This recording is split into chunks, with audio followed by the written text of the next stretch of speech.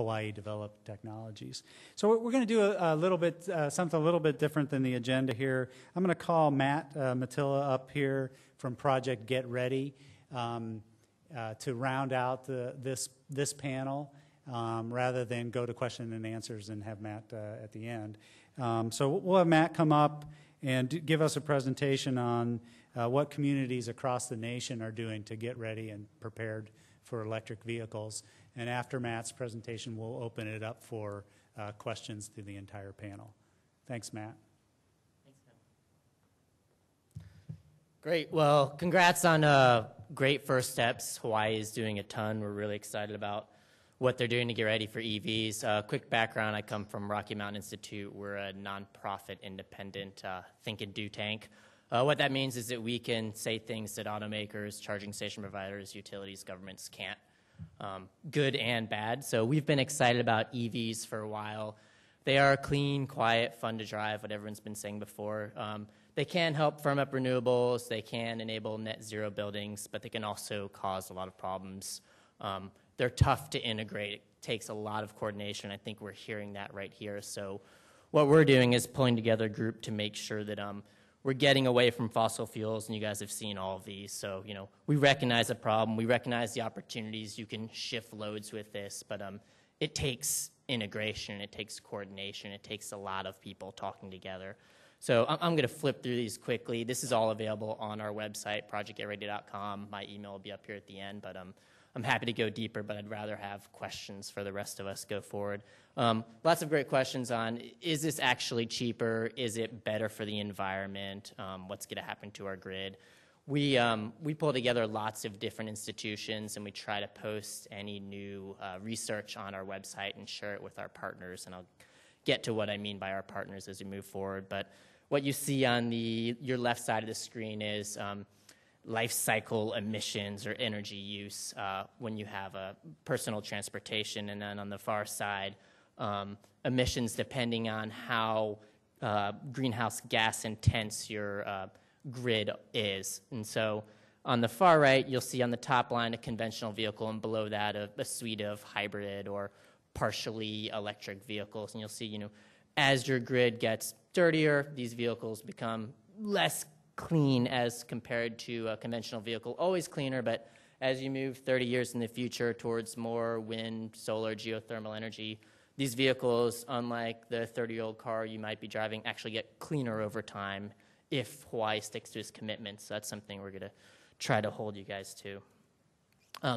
Project Get Ready, you know, we've been excited about it for these reasons. Electric vehicles for the past decade, we've spun off a few for-profit companies, whether they're carbon manufacturing companies because we wanted super lightweight vehicles, or actually a plug-in hybrid delivery van that I think GM just helped finance. We've been talking about, just like today, and we're saying, you know, it sounds great, but how come it hasn't happened yet? And we brought a bunch of people together and said, you know, you guys are the experts, the NRELs, the utilities, the local people. How come we're not seeing thousands of electric vehicles on the ground? What we decided is that while everyone has a good idea and there are different constituencies, they're not necessarily sharing solutions with one another. They're not coordinating. There isn't one single point of contact to go to for these questions, depending on who you are. So we outline the key barrier with our partners, and we outline the key solutions going forward. The truth is, we don't have a lot of the answers yet, and so what we want to do is create an organization where the leading cities in North America that are embarking on this, we're connecting them with other leading cities. And so while it's great, the over 1 million people in Hawaii are trying this, there's 250 million people in the rest of the U.S. who are doing something similar. And so while HECO can test different rates of use, so can SDG&E and Duke and Progress Energy and the rest of the country. And our goal is to make sure that that information is shared across, and we're going to fail a lot, and there's going to be lots of challenges, but let's keep other cities from repeating those exact same challenges. And so we do some of our own reports, and we post those, but we also try to connect the Coulomns and Air Environments and Nissans and GMs of the world with you guys and have one point of contact, so while we get similar questions, we can start posting them or saying, you know, I know the key contact on this, so we'll send them directly to you for that question. It's been moving forward great. We have lots of cities. We have lots of things up here. I heard questions about costs going forward. The answer for a lot of these is it depends. So we've built calculators where you can say, well, Hawaii is not the average city. It's 30 cents a kilowatt hour or whatever it is. And I don't drive 10,000 miles. I live in an island. I drive 3. And you could plug those in and say, right now I have a Ford F-150. What happens when I buy a Volt or a Nissan Leaf? And it'll compare those two based on whatever you put in. And same thing with, I'm a company thinking about investing in a charging station.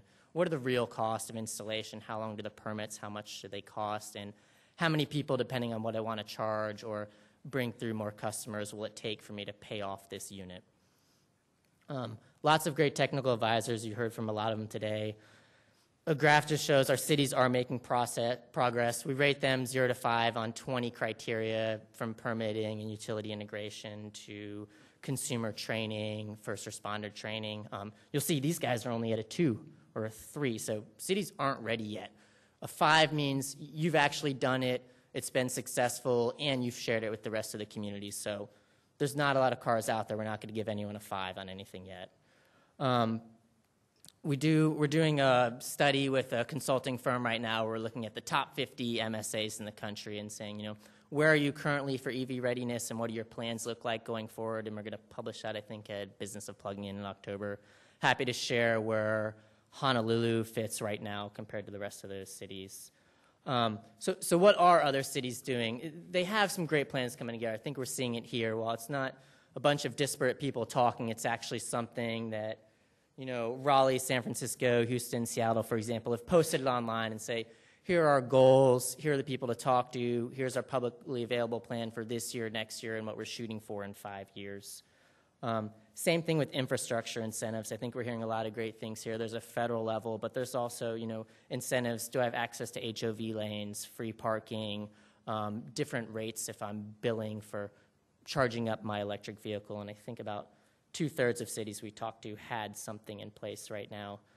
Education, really excited about the last 2 speakers talking about. We're trying to get it out there and share it with our local communities. It's not just talking to consumers, it's talking to people who are going to work on these vehicles, but also first responder. If I jump out of my ambulance and go to try to save someone, am I going to get shocked? Like, what do I need to know about this vehicle? Where are the emergency shutoffs? What's going on? Finally, permitting. It's great you guys are looking at it. You're not the only ones. We could talk about what Oregon and Raleigh are doing. I mean, the Mini E rollout, worked closely with BMW. It took customers sometimes a month to get, or over a month, sometimes 3 months to get their charging station installed. So what that meant is that their vehicle is taking days to charge up, or they couldn't charge it up at all at their own home, so it's just sitting in their garage. A lot of unhappy customers. Luckily, that was only 50 as opposed to tens of thousands rolling out in the near future. So now we know that's a challenge, and we're trying to expedite it. We're putting it online. We're making it cheaper and faster, and a couple of different approaches there. So I'll stop. I hope we get a lot of questions after this. My information's here. Go to the website. And congrats on getting started. I think all of the automakers, charging station providers, and other people we work with have been jazzed about Hawaii for a long time, and they're excited about the progress you guys are making.